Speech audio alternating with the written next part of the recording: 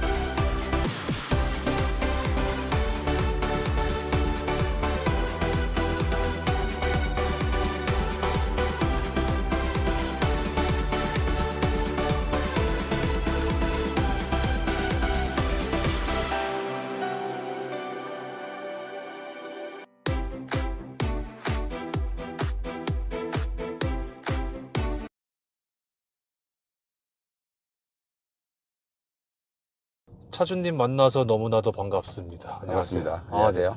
자기소개 좀 나이랑 사시는 지역만 말씀하셔도 괜찮습니다. 네, 저 46살이고요. 네. 마포서 왔습니다. 오, 네, 너무 반갑습니다. 여기 광진구인데 감사합니다. 감사합니다. 네.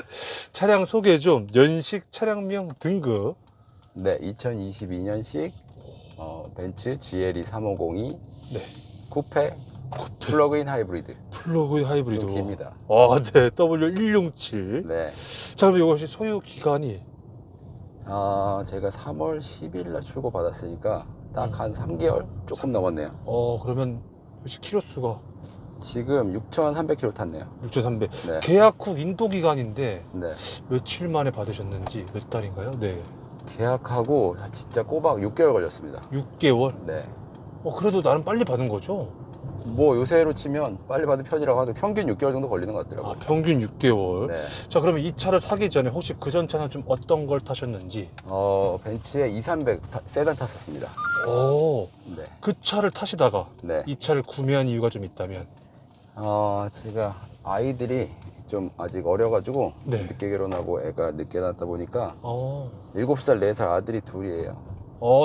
아기 거서 4살이요? 네, 7살, 4살. 그러다 보니까 이제 애들은 큰 차를 좋아하더라고요. 네. 그래서 처음에는 카니발을 가장 좋은 차로 알고 있는데 네. 카니발보다는 그래도 좀 더 현실적으로 네. SUV를 쏙 골라보자라고 해서 네. 또 벤츠에 대한 또 그 로망도 있고 그래서 고르다 보니까 이제 GLE까지 오게 됐습니다. GLE까지. 이야. 뭐 BMW나 네. 아우디나 그런 차종은 뭐 고민했던 차종은 전혀 없었나요? 원래 이제 비슷한 급으로 봤던 거는 뭐 물론 이제 BMW의 X5 정도 비교를 좀 하긴 했었는데 네. 뭐 여러 가지 면에서 비교가 안 되더라고요. 저는 사실 원래 벤츠를 좀 타서 그랬는지 네. 벤츠에 대한 그런 게 좀 더 많이 좋아 보이고 디자인 면에서요? 보통 남자분들은 이제 BMW 좋아하시고 네. 여자분들은 좀 더 이제 감성적인 디자인 면에서 벤츠를 많이 좋아하시는데 네. 저는 굳이 뭐 그렇게 제가 많이 밟고 다닐 일도 없기도 하고 그래서 이런 감성이나 디자인 면에서 벤츠가 훨씬 더 나은 것 같았습니다. 이야. 자, 그러면 이게 보니까요, 또 GLE 중에서도 일반 포매틱이 좀 있고, 요건 포매틱 쿠페잖아요. 네네. 혹시 쿠페로 좀 하신 이유가 좀 있다면? 이게 이제 계속 고민을, 사람은 항상 선택장애가 있잖아요. 네. 결정을 요거 아니면 요거 둘 중에 요거를 결정해야 되는데 네. 이 차 고를 때까지 몇 가지 고민이 있었어요. 첫 번째가 네. 그 말씀하신 일반형으로 갈 거냐 쿠페로 갈 거냐. 근데 이제 고민이 네. 디자인은 쿠페가 너무 예쁜데 네. 이제 또 뒤에 그 실용성을 따지자면 또 일반형이 낫다고 하고 둘 다 아무리 비교를 해봤는데 생각을 해보니까 결국은 일반형은 짐을 많이 실을 때, 예를 들면 주말에 캠핑을 가거나 이럴 때 좀 합리적이고 네. 근데 주중에는 제가 혼자 탄단 말이죠. 네. 출퇴근을 해야 되니까. 그러면 실제 타는 기간은 제가 더 많은데 혼자 타는 일이 많은데 그러면 디자인 선택하자. 오. 네, 실용성보다는 디자인이 낫겠다. 그래서 이제 쿠페를 선택했었고요. 네. 그 뒤로는 이제 뭐 예를 들면 색깔에 대한 고민, 블랙이냐 화이트냐, 오. 아니면 다른 그레이냐 뭐 이런 고민도 좀 했었고. 근데 이제 음. 기존 차들을 다 계속 화이트를 탔었어요. 네. 관리하기 쉽다는 명목으로. 그러다 보니까 야, 이번엔 좀 바꿔보자 드디어. 그래서 블랙으로 한번 해봤는데 네. 아직까지 만족은 하지만 네. 빨리 들어져서 음. 화이트보다 좀 더 세차를 자주 해야 된다는 단점이 있긴 합니다. 네. 그러면 지금 와서 보니까 지금 이 차량 선택하신 거 색상이나 등급이라든지 네. 전부 다 만족하시는지, 아니면 색깔이 화이트로 갈 거 그랬나? 다른 색깔 갈 거 그랬나? 그 방금 말씀드린 대로 약간 그 세차에 대한 불편함이 조금 있긴 하지만, 그리고 이제 아직 세차다 보니까 네. 손세차를 아직까지는 하고 있어서 네. 기존 차는 사실은 조금 타다가 손세차 포기했거든요. 네. 그리고 자동세차 돌리고 했는데 얘는 아직까지는 그게 안 되니까 조금 조금 손세차에 대한 귀찮음 빼고는 나머지 다 만족합니다. 나머지 다 만족한다. 네. 자, 그러면 이제 차량 금액인데요. 혹시, 네. 혹시 요거는 금액이 좀 어떻게 되시는지? 정확하게는 1억 1,860만 원입니다. 혹시 할인은 할인, 딜러 할인 100만 원 받았습니다. 100만 원. 네. 잘 받은 건가요? 모르겠어요. 그게 이제 뭐 다 조금씩 다르다 그래서 딜러사마다 네. 평균 1% 정도 보통 뭐 얘기하시는 거라서 아주 잘 받는 것도 아니고 아주 못 받는 것도 아니고 그냥 평균 정도인 것 같습니다. 결제는 좀 어떻게 하셨는지? 결제는 이게 이제 뭐 일시불을 할 수도 있었는데요. 네. 그게 이제 그것도 딜러사마다 그 캐피탈이 잘 돼 있어가지고 60%를 선납했고요. 네. 나머지 40%를 거의 무이자로 할부가 되더라고요. 네. 그래서 네, 무이자 할부 되면은 그래 뭐 무이자 할부라자 해서 제가 24개월로 나눴습니다. 이자가 거의 0.09%. 월에 얼마씩 나간다 보면 될까요? 월에 195만 원 나갑니다. 195만 원. 네. 뭐 리스나 그런 건 아닌 거죠? 그냥 할부예요. 할부인 거죠. 네네. 벤츠 캐피탈 낀 겁니다. 보험료. 보험료는 저랑 와이프 둘만 하는 걸로 해서 네. 1년에 116만 원? 116만 원. 네. 그전 차하고 비교를 좀 한다면 비슷한가요? 기존 차보다 올랐죠. 얘가 이제 신차다 보니까 네, 네. 조금 올라간 것 같습니다. 기존 차 보험료가 정확히 기억은 안 나는데 어쨌든 한 70만 원 정도 했었나? 70만 원. 네, 좀 올랐죠. 이 정도는 사실 뭐 예상했다. 네네네. 그 정도 그쵸. 예상했습니다. 자, 연료에 대한 질문인데 일반유, 고급유. 고급유를 아직까지 넣고 있고요. 네. 기존 차는 사실 2, 300도 뭐 고급유 넣으라고 하는데 사실 그거 잘 못 느끼겠더라고 차이를. 그래서 일반유를 주로 많이 넣었었고 이 차는 아직까지는 계속 고급유로 넣고 있고요. 그러면 가득 넣는 비용. 가득 넣었을 때가 12만 원 정도 12만 들어간 원 것 같아요. 몇백 킬로 타. 12만 원 넣으면 아마 정확하진 않은데 네. 대략 한 700km 정도? 700킬로. 네네네. 만족 불만족. 저는 만족해요. 이 정도면 만족하고 사실은 얘는 이 차를 선택한 가장 큰 이유 중에 하나가 네. 처음에 말씀드린 플러그인 하이브리드잖아요. 네네. 매일 제가 충전을 하거든요. 매일 전기 충전을 하니까 사실 지금까지 고급유로 주유한 게 딱 4번? 4번. 네. 그러면 계속 그냥 충전으로 매일매일 충전으로 다니는 거예요. 오. 이 차의 가장 큰 장점이 하루 한 번 충전하면 네. 만땅 충전하면 오늘 아침 기준으로 95km? 전기만으로 갈 수 있는 거리가 95km 나오고요. 이쪽 차선으로 좀 천천히 하셔야 네. 될 것 같아요. 오, 네네. 그래서 뭐 하루 뭐 회사 가고 왕복하는데도 충분히 남고. 네. 네. 그러면 거의 기름 들 일이 거의 없어요, 사실. 거의 없다라고 보면 되네요. 그게 가장 큰 장점이고 이 차를 사게 된 그러면 메리트죠. 충전, 저 차 뒤에다가 잠시 세워두시면 될 것 같습니다. 안전을 위해서. 네. 자, 그렇다면 충전은 현재 집밥과 회사밥 둘 다 있으신 건가요? 현재는 집밥만 있어요. 집밥만? 집밥은 이제 저희 아파트인데 네. 아파트 지하 주차장에 마침 또 이제 요새 전기 충전 시설이 많이 늘어나고 있거든요. 네. 그러다 보니까 최근에 저희 아파트 단지 지하에는 20개 정도 충전 시설이 늘어났어요. 기존에는 한 3개밖에 없었는데 네. 20개까지 늘어나니까 굉장히 좀 여유롭게 충전을 할 수가 있고 네, 그게 좀 편하죠, 사실. 그 충전 시간은요? 어떻게 돼요? 만땅 충전한 시간이 정확하게 4시간 반 나옵니다. 완속 기준인 거죠? 완속입니다. 얘는 안타깝게도 급속은 없습니다. 급속 없죠? 네. 무조건 4시간 반 정도? 네. 라고 하면 아까 말씀하신 95km 정도? 95km 정도. 그게 이제 아마 여름하고 겨울 기준이 좀 다른 것 같고요. 네. 여름에도 제가 이제 95km인데 아침에 이제 에어컨을 틀면 네. 쪼르륵 떨어집니다. 그럼 이제 한 80 87인가 88 정도 나왔던 것 같고 음. 달리면서 이제 뭐 에어컨이나 다른 걸 쓰면 조금 더 그 떨어지는 감은 있지만 어쨌든 평균적으로 80km 정도가 나온다고 하고 네. 겨울에는 이제 히터라든가 또 이제 온풍기 틀고 그러면 좀 더 떨어지는 건 있지만 그래도 한 80km 정도는 너무나 충분히 힘들다. 갈 수 있습니다. 야, 그러면 이 차를 사시고 나 주유를 한 4번 정도 하신 거예요? 네, 4번 했어요. 지금 6,000km 탈 동안에 4번밖에 안 해봤어요. 네, 대박인데. 그것도 그러니까 거의 장거리 갈 때, 예를 들면 지방을 가거나 네. 어디 여행을 가거나 이제 네. 그럴 때만 이제 어, 에너지 충전할 데가 없으니까 네. 기름을 써야 되는. 그럴 때 막. 네, 야, 확실히, 좀 약간 충전 스트레스도 없고, 그쵸? 그렇죠. 그러니까 그게 이제 결정적으로 네. 집밥이 있으신 분, 집밥이나 회사밥이 있으신 분은 충전에 대한 스트레스 없는데 그게 만약 없으면 네. 충전하러 이제 돌아다니셔 찾아야 되거든요. 네. 저도 그건 귀찮아서 못 하기 때문에 음. 그런 상황이면 별로 안 좋고 음. 집밥이 있으면 무조건 강추죠. 그러면 거의 뭐 연비는 그냥 뭐 무한이라 보면 되죠? 99.9km? 연비 엄청 나고요. 사실은 기름으로만 갈 때는 네. 공식 연비가 9km예요. 네. 그렇게 좋지는 않아요. 네. 근데 이제 전기를 같이 쓰기 때문에 복합 전비 뭐 연비 이렇게 따져 보니까 최소 18km에서 뭐 20km 정도 나오는 복합으로 거예요. 했을 때. 복합으로 했을 때니까 뭐 더 잘 나올 때도 있고 고속도로 타면 일반 시내 도로기 그 정도 나오더라고요. 이야. 한 달 그리고 네. 그 유지비가 네. 그래서 충전비가 네, 그 충전. 이거는 그 충전하는 그 이제 전기 충전이 회사가 되게 많아요. 저도 이번에 알았는데 네. 충전 시설하는 그 업자가 다 회사마다 다르니까 사실 충전 카드도 여러 개 만들어 놓긴 했는데 결국은 어디 가서 이제 그 다른 카드 쓰진 않는 한 네.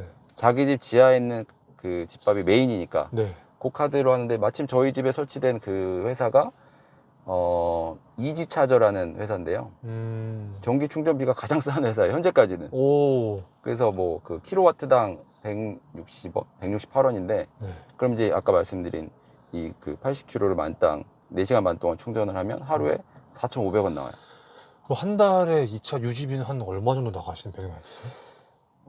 정확하진 않은데 네. 제가 계산해 보면 이게 어차피 4,500원씩 매일 충전을 지금 하고 있긴 하는데 그걸 다 쓰진 않을 때도 있으니까 그쵸. 네, 그러면 한 10만 원 정도 되네요. 10만 원? 그쵸. 10만 원 조금 안 들었던 것 같아요.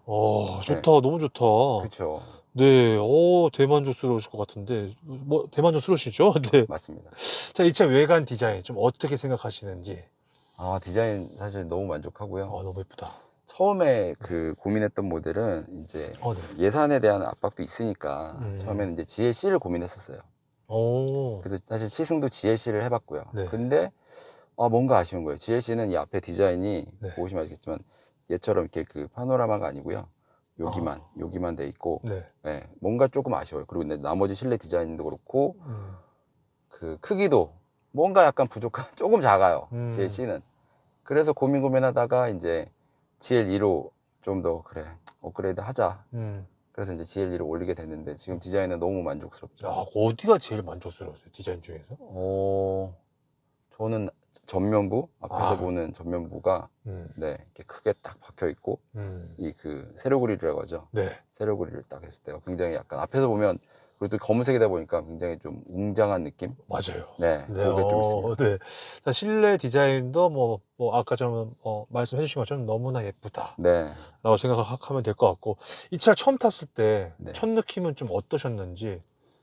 첫 느낌은 처음에 받은 느낌은 와, 이 진짜 크다. 정말 크다. 크다. 네, 웅장하다, 크다라는 느낌을 좀 받았었고요. 네. 그리고 저도 맨날 세단만 타다가 이렇게 넓은 차를 타다 보니까 약간 겁이 났었죠, 처음에는. 그게 이제 이 폭이 굉장히 넓어요. 그 좌우 폭이 굉장히 넓어서 뭐 예를 들면 일반 공간에 주차를 한다거나 아니면 이제 좁은 도로에 지나갈 때 약간 이제 불안한 느낌? 그런 거 정도가 조금 우려가 됐었죠. 뽑기운. 뽑기운 분명히 있는 것 같아요. 벤츠는 오. 특히 저희가 그전 모델도 마찬가지였지만 네. 뽑기운이 분명히 다 있고요. 모든 배너나 다 마찬가지일 것 같지만 음. 아직까지는 지금 이 뽑기운에 대해서는 뭐 특별히 문제가 있거나 그러진 않은 것 같고 다만 이제 그 고질병이 있는데 몇 가지 네. 지금 현재까지 느낀 고질병은 최근에 비가 좀 많이 왔잖아요. 네. 와이퍼가 문제가 있어요. 드르륵 소리가 나요. 근데 이거는 뭐 여기 유막을 제거해주면 뭐 된다, 와이퍼를 바꾸면 된다 뭐 이러는데 네. 사실 신차인데 신차를 뽑고 1억이 넘는 차인데 네. 기본적으로 이 와이퍼 소음도 못 잡는 게 좀 이해가 안 되죠. 그냥 기존 차도 그랬기 때문에 네. 그냥 그러려니 합니다. 그러려니 네. 그 정도가 좀 있다. 네. 자, 튜닝한 게 있다면은 아니요. 특별히 튜닝한 건 없습니다. 네네. 시트의 착자감. 시트 좋죠. 시트, 네. 제가 정확히 모르겠어요. 나파 가죽인가? 뭐 그런 것 같은데. 네네. 네네네. 착자감 좋고요. 통풍 시트 아주 만족하고 있고요. 네. 성분. 장거리 가도 막 허리 아프거나 그러진 않죠. 그렇진 않아요. 차주님은 이 차 시트 포지션 어떻게 생각하시는지. 시트 포지션은 뭐 이게 계속 다 맞춰주잖아요, 사실은. 네네. 그래서 여기 처음에 그 세팅할 때 제 키와 몸무게를 입력을 하면 얘가 자동으로 맞춰줘요. 그리고 나서 이제 제가 좀 더 편하게 조정을 하는 거기 때문에 그리고 이제 메모리 시트 되니까 거기에 맞춰 놓으면 뭐 아주 편하게 하고 있습니다. 혹시 차주님 키하고 혹시 몸무게가 저는 173에 네. 몸무게 72kg. 혹시 이런 체형이면 이 차 불편할 수도 있겠다. 있나요? 특별히 뭐 정말 한 2m 정도 되시는 분 그렇죠. 아니고서는 네네. 웬만한 체형은 다 탈 수 있지 않을까. 자, 때로도 한손 운전할 때도 있잖아요. 뭐 장거리 갈 때라든지. 네네. 네, 그랬을 때 왼팔과 오른팔 팔걸이 위치는 좀 어떠신지 걸쳤을 때 이렇게 딱. 걸쳤을 때는 저는 불편함은 없었어요. 주로 이제 뭐 오른팔을 걸치고 왼팔은 사실 거의 걸칠 일이 없다 보니까 또 이렇게 되게 여유 있게 좀 넓어요. 그래서 크게 불편함은 없는 것 같습니다. 핸들의 그립감은요? 그립감은 뭐 이게 이전 모델도 저는 이제 2300하고 똑같은 상태라 동일해서 그립감도 좋습니다. 좋다. 무게감. 무게감은 이제 고속 달릴 때만 살짝 묵직한 감이 있고요. 괜찮습니다. 이것도 스포츠 모드 넣으면 좀 더 무거워지는 게 좀 느껴지죠? 느껴집니다. 느껴지고. 그래서 이 무게감이 차주님 개인적으로 좀 매우 만족스럽다. 저는 만족합니다. 자, 그리고 회전 반경인데 뭐 특이사항이 좀 있나요? 회전 반경 특별히 특이사항은 모르는 것 같고요. 한 가지 말씀드리면 뭐 예를 들면 저는 주로 반자율 주행 많이 쓰거든요. 차가 많이 밀리거나 고속도로에서도 저보다 얘가 반응이 더 빠르니까. 사진보다.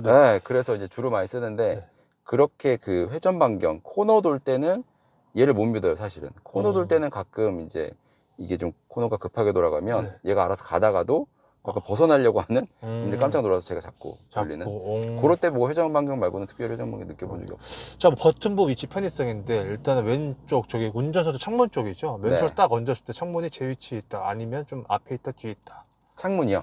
창문 저는 딱 맞게 된 것 같은데. 버튼이요. 창문 버튼. 왼손 딱 얹었을 때. 여기는 딱 정확하게 맞는 위치에 있어서 편합니다. 다 편하게 되어 있다라 생각되죠. 메모리도. 핸들로 넘어가서 보니까 좌측이 크루즈고 우측이 음량 버튼인 것 같은데. 맞습니다. 여기에 대한 버튼부 위치나 편의성 다 괜찮나요? 딱히 뭐 불편하신 적은 없으셨나요? 저는 이게 익숙하기 때문에 편하고 버튼부 하나 불만인 거는 엔진 시동 버튼이 여기 있어요. 여기 위치가. 기존 차는 보통 뭐 여기나 아니면 이제 뭐 좀 다른 데 있는데 얘는 좀 생각보다 왼쪽 밑에 있다 보니까 항상 이제 처음에 타면 이렇게 넣어서 이렇게 시동을 걸어야 되는 왜 굳이 여기다 놨는지 그럴 수 있죠. 자, 그 다음에 계기판도 디지털식인데 매우 만족스럽죠. 다른 뭐 특이사항 없죠. 만족스럽습니다. HUD도 따로 있죠. HUD가 굉장히 큽니다. 진짜 장점이 거의 지금 여기 안 보이시겠지만 안 보여요. HUD가 이만해요. 대박이에요. HUD가 이만해서 이만큼 HUD라서 이야. 뭐 웬만한 정보는 일로 다 보입니다. 다 보인다. 카플레이도 하면 다 연동됐나요? 길 안내까지? 네네. 카플레이도 같이 연동이 되는 게 맞고요. 그리고 모니터는 보통 이제 카플레이로만 보통 많이 쓰고 계시는 거죠? 주로 저는 이제 카플레이를 많이 쓰고 굳이 단점을 꼽자면 얘가 지금 이렇게 넓은 와이드인데 요만큼이 잘려요, 좌우가. 이것도 고질병이에요. 그러니까 고질병이라 하기 좀 그렇지만 이제 벤츠가 이 그 MBUX로 좀 바뀌었거든요. 신식이라고 MBUX 바뀌었는데도 요 양쪽 부분은 그들의 표현으로는 이제 이런 이게 터치를 바뀌고 나서 이 온도 조절이 같이 표현이 돼야 된다. 그렇기 때문에 그 내비로 했을 때 양쪽을 다 풀로 봤으면 좋겠는데 풀화면이 아닌 잘린 화면 약간 여기 조금 아쉽죠. 그리고 이거 무선이에요? 아니면 유선이에요? 현재 얘는 유선입니다. 유선으로. 카플레이는 다 지금 유선으로 안드로이드 오토도 그렇고 유선으로만 되게 돼 있고요. 물론 이제 무선 킷을 사시면 된다고 하는데 살짝 고민했다가 끊기는 현상이 좀 있다 그래서 유선으로 그냥 쓰고 있습니다. 자, 일단 밑으로 좀 내려가서 이제 비상 깜빡이 쪽 버튼부 위치나 편성은 얘는 뭐 완벽하게 잘 맞는 위치에 있습니다. 자, 밑으로 좀 내려가서 이쪽에 있는 버튼부 위치나 편의성들 좀 어떠신지.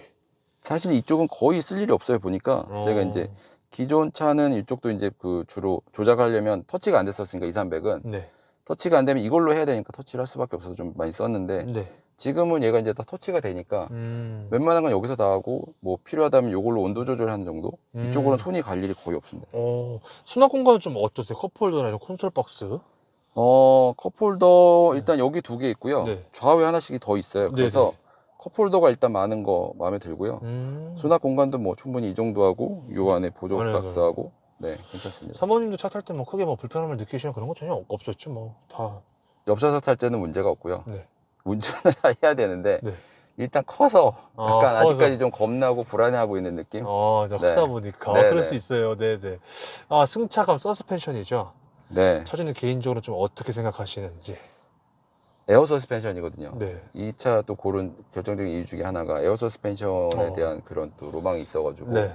실제 타보니까 굉장히 특별히 그 잘 못 느끼겠어요. 예를 들면 느끼는구나. 뭐 방지턱이라든가 뭐 이런 거 네. 넘어갈 때 확실히 좀 더 부드러워요. 근데 이제 그게 사실 잘못 오해하면 저는 운전석 위치에서 그 서스펜션이 굉장히 부드럽고 좋은데 네. 가끔 이제 뒷좌석에 타시는 분들은 롤링이 심하다. 음. 뒷좌석은 그럴 수 있다고 하더라고요. 음. 저 애들도 약간 이제 멀미나요. 그런 이제 롤링 현상이 좀 있다는 거. 그게 이제 단점이라면 단점인데 이 차가 이제 공차 중량이 2.6톤이에요. 네. 워낙 차가 크고 무거우니까 여기서는 이렇게 가는데 그러니까 앞에서 에어 서스펜션으로 튕기고 살짝 넘어가는데 뒤에 넘어가면서 이제 그게 이제 롤링인데 그걸 뒤에서 좀 느낄 수가 있어서 가끔 그래서 장거리 가거나 뒤에 누굴 태우면 저는 이제 이걸 낮춥니다. 차 높이를 좀 낮춰서 네. 아예 처음부터 낮추고 가면 롤링이 좀 덜하죠. 그런 좋은 꿀팁이죠. 네. 자, 가속력인데요. 실제로 이 차의 가속력 좀 어떻게 생각하시는지. 사실 개인적으로는 뭐 가속할 일이 그렇게 많지는 않아서 네. 가속은 거의 안 하는데 뭐 가끔 이제 밟아보면 잘 나갑니다. 쭉쭉 나갑니다. 쭉쭉 잘 나가는데 네. 매우 만족스럽다. 네. 혹시 그렇다면 꿈속에서 최고 속도 몇 가지 밟아보신 적이 좀 있으신지. 꿈에서요? 네. 실제라고 하기 좀 그렇잖아요, 근데. 네. 아니 뭐 아무도 없는 그 고속도로에서 네. 220까지는 밟아봤습니다. 대박. 네. 자, 그러면 그렇게 밟았을 때 네. 차량 안정감은 좀 어떠셨는지. 얘는 확실히 이렇게 묵직해서 그런지 그 기존 2, 300도 물론 괜찮았지만 네. 약간의 뭐 풍절음이나 좀 약간 그 떨리는 게 있었는데 네. 얘는 그런 게 좀 덜했어요. 덜했다. 묵직하게 쫙 깔려서 가는 느낌이라서 220이 맞나 싶을 정도로 그런 건 괜찮았습니다. 제동력은요? 제동력 네. 제동력 가끔 이제 이렇게 끼어들게 하는 차 때문에 확 밟을 일이 있긴 한데 네. 제동력도 충분히 만족하고 있습니다. 코너링은 뭐 아까 코너링도 네, 별 문제는 없는 것 같아요. 별 문제 네. 없이 그냥 매우 만족스럽다. 네. 기어비 변속 타이밍인데 기어는 뭐 네. 사실 벤츠 엔진이 이게 9단 기어를 쓰다 보니까 네. 워낙 그 자연스럽게 부드럽게 변속이 돼서 네. 변속 때문에 뭐 궁금하거나 이상해 본 적은 한 번도 없어서 딱히 그런 것도 네, 없고 변속기 좋습니다. 딱히 뭐 변속 충격도 없고 딱히 특이사항 없다. 그냥 매우 부드럽다 생각하면 되겠죠. 네. 자, 모드별 변화인데 여기 혹시 모드가 뭐뭐뭐 있어요, 이게? 모드는 지금 아마 5가지 정도가 있는 것 같은데 네네. 실제 보시면 이제 스포츠, 컴포트, 그다음에 전기만으로 가는 모드가 있고요. 일로. 배터리 레벨이라고 해서 이 그 연료만으로 가는 모드. 그럼 이제 전 전기 모드를 유지해주는 네. 모드가 있고 이제 에코 모드 있고 오프로드 있고요. 정말 생각보다 많네요. 많네요. 셋, 넷, 다섯, 여섯, 7개. 인디비주얼은 제가 저걸 이제 조합하는 거죠. 차주님은 주로 어떤 모드 일렉트릭 많이 쓰시나요? 평상시에 컴포트로 그냥 많이 가고요. 컴포트로 가면 네. 얘가 이제 기본적으로 전기를 쓰면서 그다음에 뭐 필요할 경우에 연료를 같이 쓰는 그렇게 가는 거여서 그냥 컴포트가 제일 편하고요. 아까 말씀드린 것처럼 이제 누가 뒤에 탔거나 그랬을 때는 제가 이제 아예 인디비주얼을 맞춰놨어요. 인디비주얼은 이 서스펜션을 낮춰놓고 달리는 모드는 컴포트로 하거나 에코로 해놓거나 그래서 그렇게 많이 달립니다. 그렇게 지금 세팅을 해 놓으셨다. 근데 이거 기름하고 같이 써도 네. 진짜 조금 먹는 거죠? 생각보다 많이 안 먹죠? 기름을 많이 먹진 않죠. 근데 이제 아까 말씀드린 80km 다 달리고 나면 전기로 그렇죠. 그럼 이제 기름을 써야 되니까 그렇죠. 네네 그럴 때는 달리게 되죠. 자, 엔진은 배기음인데 좀 어떻게 생각하시는지.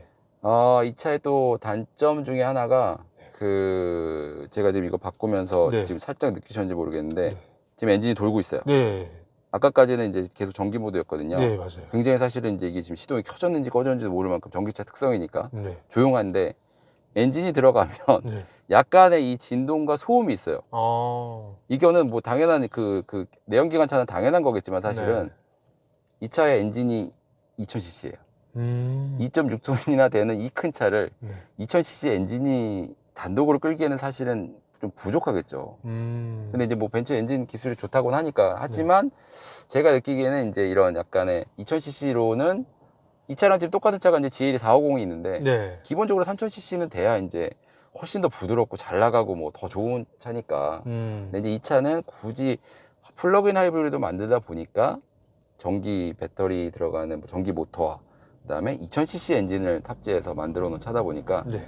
이 내연기관으로만 달릴 때는 약간의 진동과 소음이 있다는 거. 근데 그것도 다른 차에 비해서는 뭐 그렇게 심하지 않겠지만 제가 이제 주로 타는 전기 모드에 비했을 때는 약간 좀 심한 그렇죠. 느낌이 바로 있다. 이런 차입니다. 엔진 돌아갈 때 좀 이질감, 네. 너 좀 느끼시나요? 이 시간까지는 아니고요. 2000cc다 보니까 아까 말씀하신 것도 네. 중간에 달리다가 가속을 딱 해야 되는 경우가 있다면 네. 붕 하면서 이제 얘가 그 약간 반응이 늦다고 해야 되나? 아니면 이제 소리가 좀 나면서 달려야 되는 그런 게 있죠. 3000cc보다는 아무래도 힘이 좀 약하죠. 그런 게. 자, 그리고 스피커인데요. 스피커. 네, 부메스터가 네. 있어서 뭐 스피커는 뭐 만족합니다. 기존 음. 차에도 그랬었고 음. 이제 저기 부메스터가 워낙 잘 돼 있어서 음질도 좋습니다.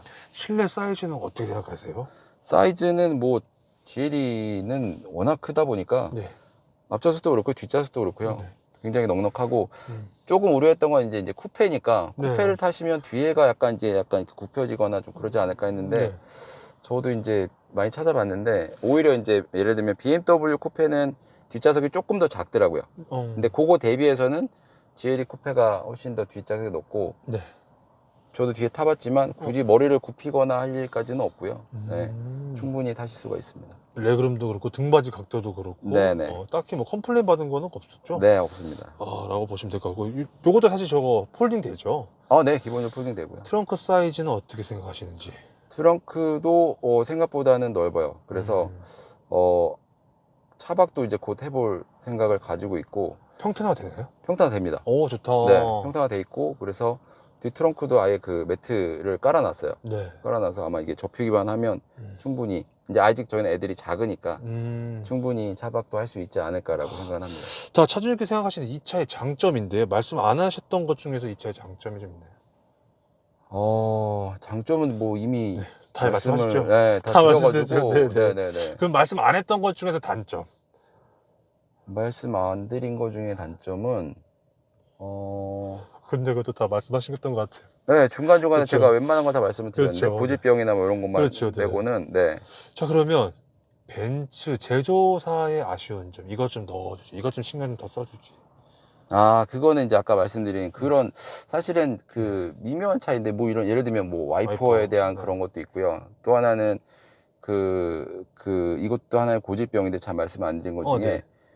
반자율 주행 모드로 가게 되면 얘가 이제 앞차가 쓰면 얘가 쓰잖아요. 그렇죠. 그러면 이제 굉장히 이제 저속일 때예요. 저속일 때 얘가 이제 자동으로 브레이크를 잡는단 말이죠. 네. 그럼 디스크 쪽에서 소음이 나요. 드득 하고 서요. 그리고 다시 이제 가고. 제가 달리거나 제가 브레이크 밟을 때는 그 소음은 안 나요. 근데 반자율 주행 모드로 걸어놨을 때는 가다가 드득 하는데 소리가 나요. 이거는 사실은 저는 2, 300대는 못 느꼈던 문제여가지고 네. 제가 이 차를 받고 나서 저기 무슨 소리지 좀 예민해서 딜러랑 다 확인해 봤더니 그것도 여지없이 고질병 중에 하나입니다라고 하니까 아니 이런 정도까지의 기술이 될 것 같은데 될 것 같은데 왜 그거를 못 고치는 건지 안 고치는 건지 그런 건 이제 조금 아쉬운 부분. 근데 차주님이 밟았을 때는 소리가 안 나는데 왜 차가 잡았을 때는 왜 소리가 나는 거예요? 그러니까요. 저도 그래서 그 딜러의 표현으로는 아무튼 이제 얘가 전체적인 여기 그 브레이크 쪽에 이제 디스크라든가 뭐 이런 것들 굉장히 미세하게 네. 저속이니까 미세하게 잡으면서 이제 멈추려고 하다 보니까 그게 이제 소음이 발생한다고는 하는데 미세하게. 사실 100% 이해는 안 되지만 네, 약간의 문제인 것 같습니다. 그런 게 좀 있다. 네. 그거 외에는 딱히 아쉬운 점은 없다. 그거 외에는 네, 저는 아주 만족하고 알겠습니다. 있어서. 중간중간에 좀 생각나시면 편하게 좀 말씀 좀 알겠습니다. 해주시고. 네. 자, 차량 관련해서 좀 많은 얘기를 해봤는데 지금 와서 보니까 이건 좀 후회된다. 차량 가격 선택, 뭐 색상 등급인데 없죠. 네네네. 지금 아직까지는 없습니다. 자, 그리고 보증기간 내에 수리하신 것도 없고. 네, 아직은 3개월 됐으니까. 자, 메인테너ン스 정비성, 벤츠 서비스 센터는 어떻게 생각을 좀 하시는지. 서비스 센터는 이제 이 모델을 갖고 간 적은 아직은 없고요. 네. 그래서 이전 모델 2300 가지고는 뭐 몇 번을 가봤었기 때문에 네. 서비스 센터 기본적으로 만족하고요. 이제 음. 문제는 이제 그 워런티가 끝났을 경우거든요. 워런티가. 워런티가 끝났을 경우에는 사실은 이제 뭐 그 유지보수비도 많이 들기도 하고 이제 고민을 하죠. 이거를 연장을 해야 될까, 그냥 사제로 가서 처리를 할까, 그런 고민하다가 사실은 마침 이제 또 갈아탄 이유기도 하고요. 네. 자, 이 차를 또 첫 차로 또 타시려는 분들도 분명 계실 거고, 네. 다른 차를 타다 이 차를 타려는 분들 분명 계실 텐데, 뭐 내가 월 얼마를 벌어야 이 차를 유지할 수 있다, 그런 걸 좀 많잖아요, 사실. 내가 약간 좀 넌센스한 질문이긴 한데, 네네네. 그냥 뭐 차에만 들어갔을 때 생각을 다 빼고요. 네. 네, 혹시 차주님 개인적인 생각으로는 어떻게 제 생각하세요? 개인적인 생각으로는 그래도 월에 한 1,000만 원 정도? 1,000만 원 정도는? 네, 1,000만 원 정도 버시는 분이면 네. 탈 수 있지 않을까 생각합니다. 풀할부로.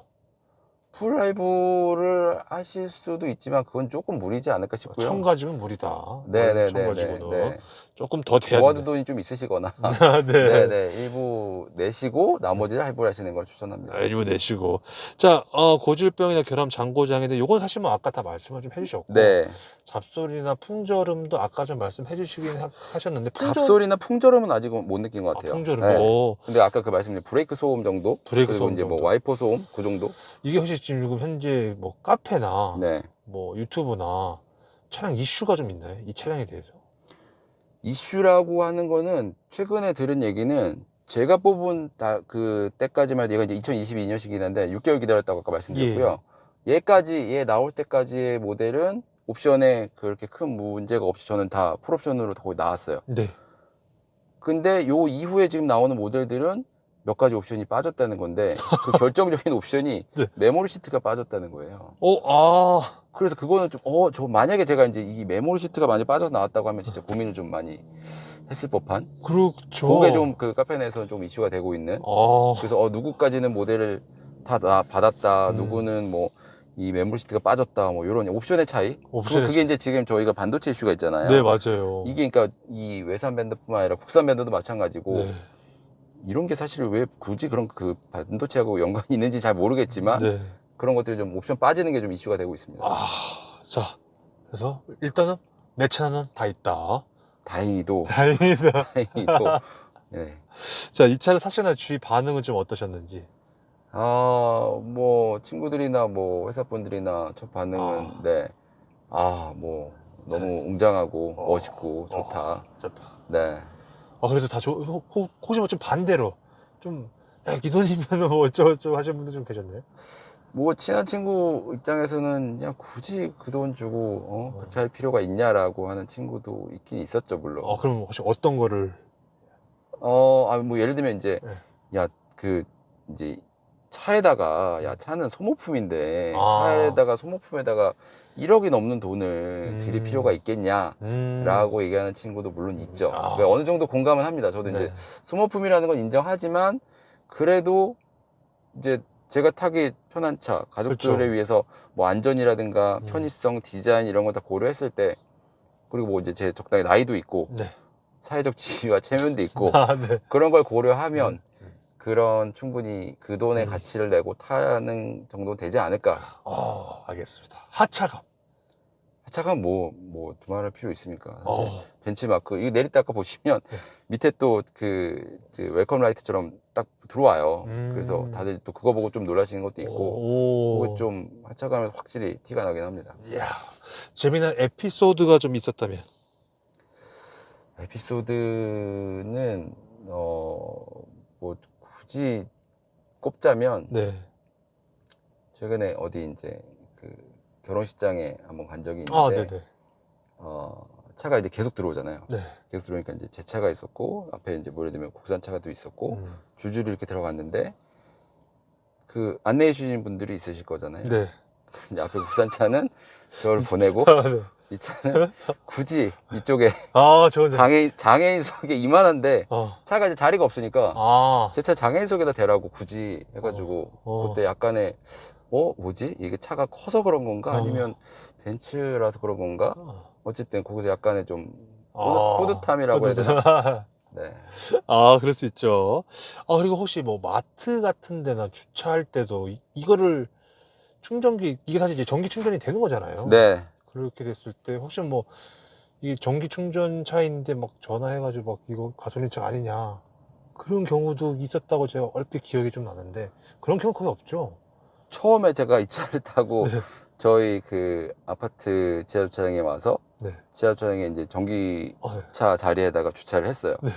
그 다음날 됐더니 앞에 이제 아, 일반 차량은 전기차 구역에 주차하시면 안 됩니다. 이게 붙은 거예요. 네.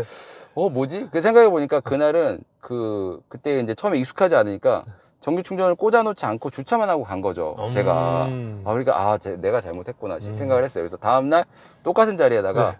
가서 전기 충전기를 꽂아 놨어요. 네. 그러고 갔더니 이제 이게 안 붙더라고요. 아. 그래서 수혜 씨도 아신 거죠. 이 차가 아무리 봐도 이게 전기차가 아닌데 그쵸. 그 자리에 있으니까 오해하실만 하더라고요. 근데 네. 이제 지금은 당당히 전기 충전 매일매일 꽂아 놓습니다. 전기차에다가 충전을 안 하더라도 전기가 아직 남아 있어도 꼭 꽂아 놓습니다. 그래야지만 오해는 안 받고. 네. 자, 이 차량에 대해 궁금하신 분들이 분명히 이 영상을 볼 텐데 꼭 네. 알아야 될 점. 알아야 될 점은 제가 보기에는 장점이자 최고의 좋은 점이 아까 말씀드린 전기 충전이 될 수 있는 시설, 집밥이나 회사밥이 있으신 분들은 무조건 강추를 하고 있는 상황에서 현재까지 나와 있는 플러그인 하이브리드 중에서는 가장 긴 거리를 운행할 수 있는 차입니다. 현재까지는. 네. 그 80km, 기본 80km라는 그 거리가 요 밑에 이제 GLC라든가 2300E도 나왔고 걔네들은 아무래도 40km, 30km 뭐 정도기 때문에 아마 좀 더 지나면 아마 100km 넘는 하이브리드도 나올 것 같고요. 그래서 저는 사실 처음에는 전기차의 매력이 있어가지고 저는 이렇게 뭐 많이 받는 스타일이 아니니까 굉장히 조용하고 부드럽고 이런 정수성에 감탄해서 전기차가 괜찮겠다. 근데 다 좋은데 생각을 해보니까 전기차도 지금 완충을 하면 400에서 450km 정도 가더라고요. 네. 그러니까 이제 이게 장거리를 가면 중간에 계속 이제 충전해주는 불편함이 생각이 나니까 네, 맞아요. 이게 그것 때문에 이제 고민을 한 거예요. 전기차로 바로 넘어가긴 좀 힘들 것 같다. 그래서 좀 더 전기차의 키로수가 더 늘어나는 모델이 몇 년 후면 나오지 않을까. 전기 충전 시설도 더 늘어나지 않을까. 그럼 그때까지는 전기차의 감성을 느끼고 싶으니까 하이브리드로 가자. 그래서 이 플러그인 하이브리드 선택했기 때문에 전기차 감성도 느껴보고 싶으시고 그래도 아직 과도기니까 내연기관도 난 필요해 라고 하시는 분들한테 추천하고 싶습니다. 자, 가까운 지인분이나 친구분한테 조언을 해준다면이라 건데, 네. 뭐 사실 뭐 쿠페와 일반, 네. 그냥 뭐 디자인 그냥 뭐 마음에 드는 걸로, 실용적인 걸로 네. 하라고 말씀하시겠죠? 그쵸. 예, 예. 자, 그리고 이 차를 살려는 분들이 제일 많이 고민하는 게 어떤 걸까요? 경쟁차종 가격? 뭐. 가격이 사실 제일 고민이 될 것 같고요. 솔직히 말씀드리면 굉장히 매력적인 디자인하고 뭐 편의성, 기능, 아까 말씀드린 충전에 대한 뭐 다 좋은데 1억이 넘는 거는 사실 조금 저는 부담이 되긴 했었어요. 그래서 그러면은 X5E도 또 있잖아요. 맞아요. X5E도 있죠. 그렇게 그 두 가지를 또 고민하시는 분들 많죠. 맞아요. GL이. 저희 카페에서도 항상 보니까 네. 그 두 가지 모델 항상 고민하시는 것 같은데 거의 대부분 이제 차주님께서 거기에 대해서 그냥 뭐 벤츠 사시라. 감성 좋으면 벤츠. 디자인이나 네. 뒷자리에 대한 공간성이나 이런 것들은 벤츠가 훨씬 낫습니다. 그리고 충전 속도도 얘가 더 빨라요. 얘가 더 빠르고. 네. 그러면 X5E는 추천을 어쩔 때 해주실 것 같으세요? 오히려 그러니까 예를 들면 X5E는 발 말씀드린 밝거나 더 달리거나 더 달리고. 네, 내연기관에 조금 더 초점을 맞추시면 X5E가 좀 나을 것 같고요. 얘는 좀 더 이제 전기차 모드나 그런 쪽에 더 초점을 맞추시면 나을 것 같습니다. 자, 이런 경우에 추천하지 않는다라고 한다면 뭐 아까 말씀하신 집밥이라든지 집밥이 없으실 경우. 없으실 경우에서 네. 자, 이 차를 한 줄 평으로 좀 말씀을 좀 해주신다면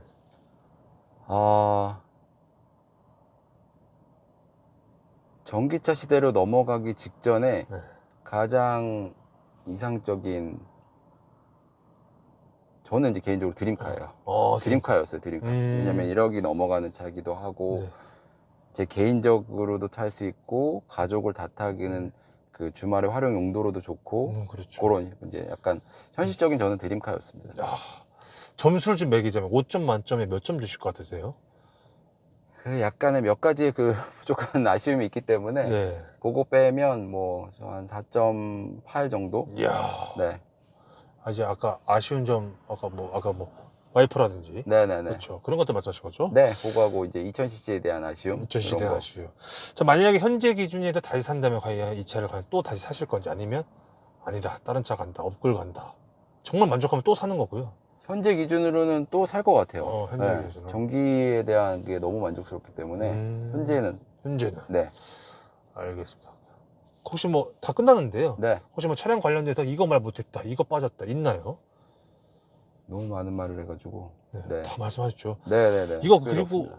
고속도로 타도 중간에 충전소, 휴게소에서 충전을 해도 어차피 4시간 반이기 때문에 그냥 가솔린이 계속 쭉 가는 거죠. 어디 장거리 간다고 했을 때는. 장거리 갈 때는 한 번도 뭐 고속도로에서 충전을 해본 적은 없어요. 그렇죠. 그냥 어차피 기름으로 가면 되니까요. 기름을 하면 되니까. 네. 알겠습니다. 끝. 네. 즐거웠습니다. 감사합니다. 감사합니다. 감사합니다. 네네. 예, 뭐가 더 빠지셨다. 네, 말씀하시면 될 것 같아요. 아, 네네. 네. 제일 아쉬운 것 중에 하나가 그 블랙박스가 순정 블랙박스가 네. 주차 중에 지원이 안 돼요. 그게 기존 모델도 그래서 그게 굉장히 아쉬웠었고 네. 기존 모델에서 제가 물피도주를 당한 경험이 있어요. 근데 이게 그걸 잡으려다 보니까 주변에 CCTV 다 확보해야 되고 또 그 앞차나 뒷차에 블랙박스를 찾아서 경찰서 가서 신고하고 결국 잡긴 잡았습니다. 오. 근데 어쨌든 그런 경험이 있다 보니까 네. 새 차잖아요. 새 차를 샀는데 블랙박스가 주차 중에 지원이 안 되는 거를 어떻게 감당을 할 수 있겠냐. 결국은 고민 끝에 카페 동호회에서도 도움을 받다 보니까 상시 지원되는 블랙박스가 있더라 이거죠. 물론 사제지만 물론 그 공식 센터에서는 사제로 달 경우에 보증 안 해줍니다. 뭐 이런 얘기들을 하시지만 그 업체들에서는 피해가는 방법들이 있으시더라고요. 그래서 전혀 보증이 문제되지 않게끔 그 트렁크 아래에다가 보조 배터리를 달아주고요. 배선 정리 깔끔하게 해서 상시 중에도 완벽하게 블랙박스 지원이 됩니다. 그리고 거기에 추가로 요새 기술이 좋아져서 아이나비 커넥티드라고 네. 들어보셨겠지만 실시간으로 알람이 옵니다. 제 핸드폰으로 누가 제 차를 치고 갔다, 제 차 충격이 가해졌다, 실시간으로 알람이 뜨고 그 순간에 앞뒤가 찍혀서 날아오기 때문에 충분히 물피도주에 대한 방지는 할 수 있다. 이런 장점이 있어서 그게 이제 한 가지 팁이라면 팁이고요. 네. 네, 그런 것들을 좀 아마 새 차 사시는 분들은 분명히 필요하시지 않을까 싶습니다. 좋은 정보 감사합니다. 네, 또 생각나시면 저를 또 불러주세요. 알겠습니다. 네네.